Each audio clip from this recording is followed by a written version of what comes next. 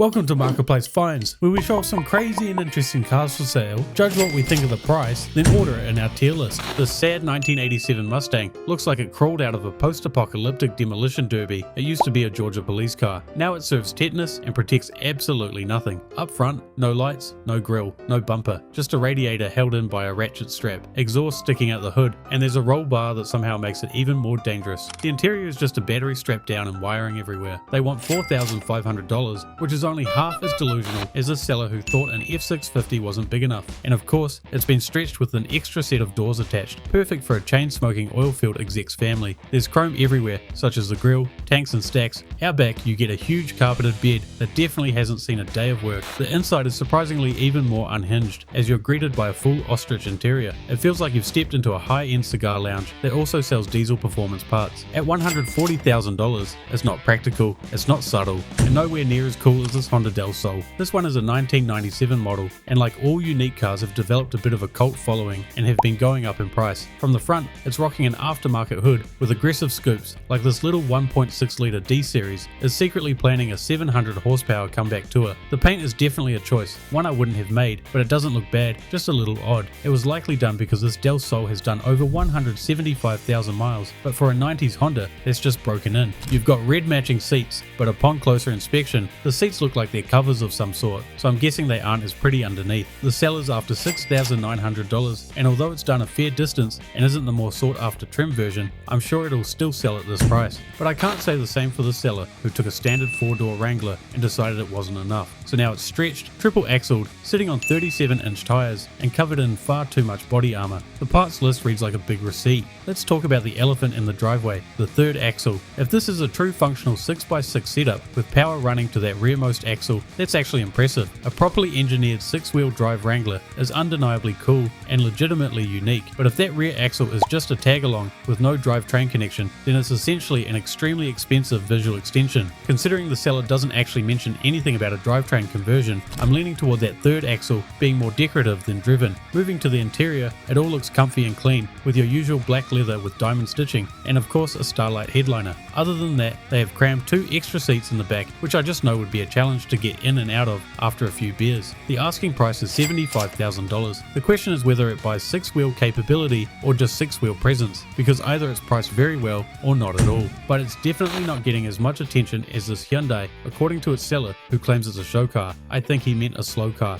It's been fully riced out with the usual cringe starter pack, such as bolt-on flares, underglow, an oversized wing, and enough blue lighting to power a gaming PC. Moving to the interior, they have ripped out the rear seats for some epic weight reduction, and of course had to get some bright blue bucket seats so the car can feel at least 40 horsepower faster emotionally. The seller's after $4,000, which is bold for something that looks faster parked than moving. Next up is a 1964 Chevy C10 panel van, but judging by the paint and the graphics, it also doubles as a rolling tribute to your uncle's favorite herbal playlist. It's got a beautiful two-tone purple paint job with a giant purple haze script down the sides. It's not gently suggesting anything, it's blasting the message through a stadium PA system while Hendrix shreds a solo in the background. You don't drive this, you arrive in it probably 15 minutes later than planned because you got distracted mid-sentence. Either way, the whole car is clean and has some good upgrades, so for the $18,000 asking price, it's not a bad buy. We've seen a lot of Dodge vans on Garage Gold, but none quite like this, as this 1976 one looks like it got hit by one of those giant cartoon mallets and just stayed that way. The roof has been chopped down so far, it's like the van ducked and never stood back up. You can easily make out where the surgery was performed by the thick lines of weld that's now turned to rust, so it's definitely due a paint job. Inside is where it gets interesting. The interior is basically an empty steel box with 2 seats and a roll bar setup that feels more optimistic than structural. I'm not really sure how comfortable it would be to drive considering the seats have been lowered down to the floor. After sitting for over a year, it's now not only hard to start but has also accrued $900 in late fees, which in addition to the $3,000 asking price still seems somewhat reasonable for a silly van. This is a square body, mud-caked, slightly tired 1988 Bronco. It's got massive mud terrains, twin rusty hood stacks, and a front end that's seen more trail than pavement. It doesn't look pretty, but it absolutely looks like it's had fun. The interior is definitely struggling, looking like an ex attacked it with a screwdriver, and I have a feeling there's more dirt on the inside than the outside. The seller says it runs and drives nice in the mud, just that he doesn't have many places to drive it, which is probably code for the neighbors called the sheriff one too many times. They're after $3,500, but the seller seems very relaxed on that price, and honestly for a beater Bronco, doesn't seem that bad. Next up is this 1984 Buick Regal that hops harder than your confidence after leg day. It was a apparently built by a proper shop, and it shows with the beautiful green paint, the classic wire rims with white walls, and an actually working air setup. As you can see, it's got 3 pumps, which is one more than what you give your girlfriend, alongside 6 switches and 6 batteries. Under the hood lives a 5.7 crate motor with a mild cam, so it sounds as good as it looks. Then there's the interior, which as you can see not only has giant speakers in the doors and center console, but behind the seats is basically a full speaker wall staring back at you. Your engine could shut off, and you'd still think it's running just from the vibration these must make. The seller's after $25,000, and I'll be honest, I'm not 100% sure on the prices on these, but it seems fair. What you're looking at is a 1990 Geo Metro that the seller quite literally states they wanted to turn into a little buggy, but lost interest halfway through. But let's be real, this thing stood no chance. The zebra paint job looks hand-brushed during a power outage. There's what I assume is supposed to be a snorkel coming out the indicator and running to absolutely nowhere useful. They've cut some of the roof off, which is crazy considering these things barely have one anyway, and a very sketchy looking roll bar is in its place. I think the only good part about this car is that the poor engine thankfully still runs, but you'll apparently need to bring some lug nuts to get it down the road. For the $800 asking price, you're not buying this car, you're saving it from even more insane modifications. Over 70% of you aren't subscribed, so if you enjoy our videos, make sure to help out. As what's quickly becoming a weekly event on Garage Gold, here's another vehicle that you could realistically only buy in the USA, because in literally any other country the government would kick your door in for even googling it. This is a 1983 FMCM 106A2, which in normal people terms is a fully tracked, amphibious, 22,600 pound self-propelled mortar carrier. Yes, a mortar carrier, just casually listed like it's a used Camry. This thing is powered by a 6V53 Detroit diesel paired to a 3-speed Allison transmission with a top speed of about 40 miles per hour, which is terrifying when you remember you're essentially driving a green metal shoebox with tank tracks. The tracks are reportedly at 80%, which is good because replacing tank tracks probably isn't something you can grab off Rock Auto. Now let's talk about the part that makes this peak America. It comes with a live, papered M30 107mm mortar in the back. Not a prop, not a replica, a real one. The seller even says they'll deduct $10,000 if you don't want it. They're after $200,000, and I'm not even going to pretend like I know how much these are worth, but I mean for a fully operational, restored in paperwork having mortar carrier, that seems fair I guess.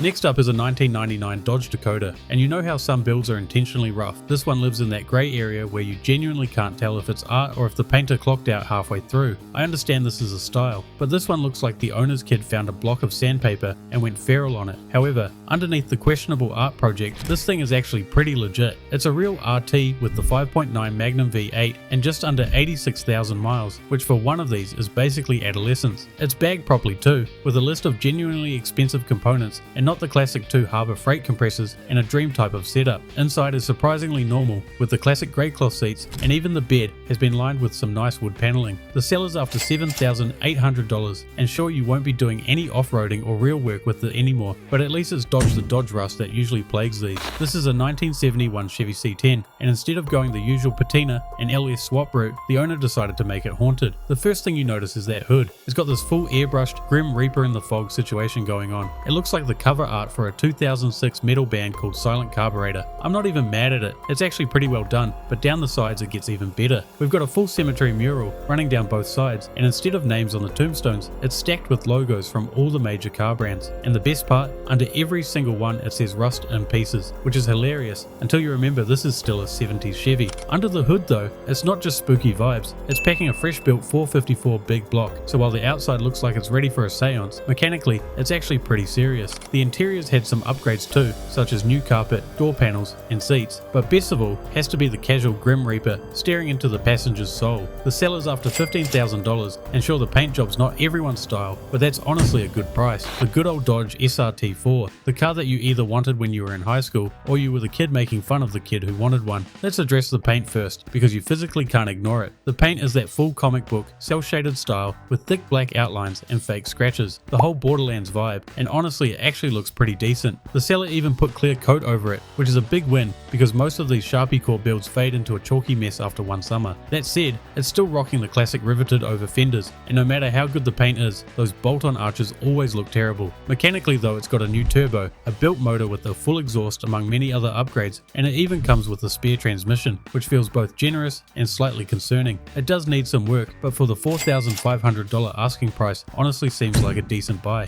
Next up is a vehicle sponsored by either Diabetes or Butterfinger themselves, a 1985 Chevy Caprice that looks like it was dipped in caramel and financed at 28%. 100%. Instead of your stock couch in vehicle form, this one is riding on 28-inch rims, has been lifted sky high, and painted in full blue and yellow Butterfinger livery, like it's about to be raffled off at a gas station grand opening. And yes, as you'd expect, it has Lambo doors. If the underglow, wheels and paint weren't attention grabbing enough for you, well fear not, because it's not only got a straight piped V8, it's also got train horns and a trunk full of speakers, none of which the seller managed to actually photograph. Unfortunately, we only get one interior shot, and as expected, is all blue and yellow to match the theme. The seller says these are becoming rare, and honestly, he's not wrong, but for the $20,000 asking price, you're definitely better off waiting for a stock one at half of that. This is a Vetta Razor, which is exactly what happens when someone wants a Ferrari, but their accountant explains they qualify for a Ferrari keychain, not the Ferrari itself. For those who don't know, the Vetta Razor is an American kit car designed to look like a futuristic hypercar, or better described as some sort of Ferrari McLaren mixed breed. It looks good, but also kind of feels like the proportions are just a slight bit off. You can see the engine flexing out the back, which is a 383-stroker small block Chevy as paired to a Lotus transmission. Although a bit of an odd combo, it does apparently make about 450 ponies, which is more than enough to have fun with. That is, if you fix the brakes, because apparently they need some work, which is not something you want to read when buying something that looks like a spaceship. They're asking $35,000, and honestly, I've seen clapped out Pontiac Fieros in half-finished Lambo kits, not running, sitting on flat tires, listed for around that same number. So that makes this seem pretty damn reasonable for something that has its own personality.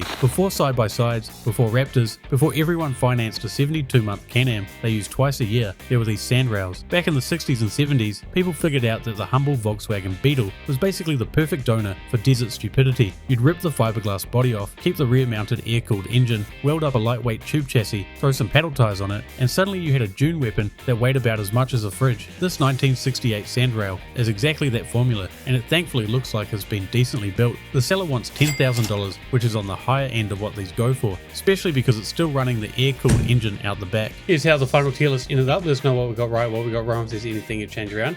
Otherwise, thanks for watching. If you find your own crazy car, make sure to send it to us on the forums link. Otherwise, thanks for watching. Make sure to like and subscribe, and I'll see you guys in the next episode.